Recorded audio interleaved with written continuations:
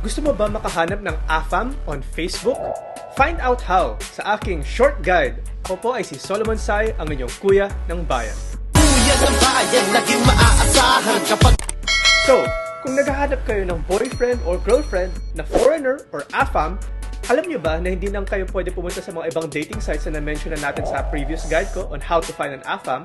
Alam nyo ba na may mga Facebook group dito sa Pilipinas kung saan naghahanap ang mga ibang foreigner ng girlfriend or boyfriend dito sa Pilipinas? So, bago tayo pumunta dun sa mga anong Facebook groups ang mga available, ano ba ang mga hinahanap na traits ng mga AFAM o mga foreigners na to dito sa mga dating sites? Or in general, ano bang hinahanap ng mga foreigners?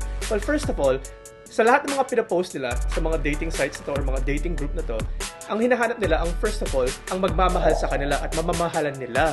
So, syempre, baka medyo lonely sila kasi iba nga ang kultura dun sa West at saka mas warm ang kultura dito sa East o sa Asia o sa Pilipinas. Syempre, mas mababait ang mga Pilipina at Pilipino. So, yun yung hinahanap nila, ang warm or ang compassion, ang passion at love ng Filipina o Filipino. Yun kaya sila nagpo-post dito sa mga dating site at kaya naghahanap talaga sila ng mga Filipino o Filipina kasi alam nila ibang kultura dito. So pangalawa, syempre ang gusto nila talaga ang sweet. Kasi yung mga ibang Amerikano dyan o mga ibang foreigner dyan, yung mga babae nila o mga lalaki sa kanila, hindi talaga kasing sweet ng mga Filipino o Filipina. So yun yung mga main na hinahanap nila. At syempre, mabait. Yun yung talagang kailangan importante yung mga tatlong traits na to. Kailangan loving, kailangan sweet, at saka kailangan na mabait.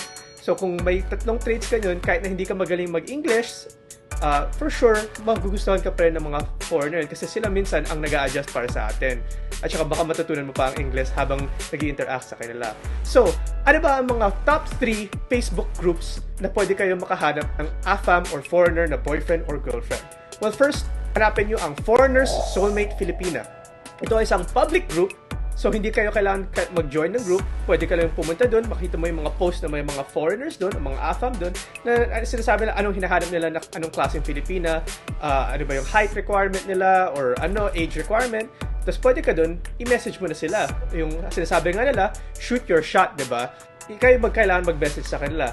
And remember, huwag kayong mahiya pagpunta nyo dito sa mga Facebook group na to. Kasi, ang sinasabi nga nila is, you miss 100% of the shots you don't take. So, kaya nga, shoot your shot. Kayo yung dapat mag-initiate, mag-message sa kanila kasi nag-post na sila, labas na lang sarili nila na naghahanap sila ng gusto nilang mahalin. So, i-message nyo na lang diretso yung mga foreigner na to. So, yun nga, ang Foreigners Soulmate Filipina, which has 157,000 members ng mga foreigners na nagpo-post at medyo active nga ang group na to. So, more or less, may mga bata na foreigner or may mga mas matatanda, pero more or less, madami nagpo-post dyan ng mga foreigner na naghahanap ng Pilipina na soulmate nga nila, na magiging soulmate nila. So, yun na isang public group, Foreigners Soulmate Filipina. Second one naman is ang foreigners looking for Filipina wife. So, mas direct nga yung hinahanap nila, hindi lang girlfriend nga ang hinahanap nila, hindi lang soulmate, kundi talagang asawa yung hinahanap nila. So, group naman na to is with 163,000 members. Very active rin ang group na to, filled with foreigners at mga AFAM na naghahanap talaga ng asawa sana dito sa Pilipinas.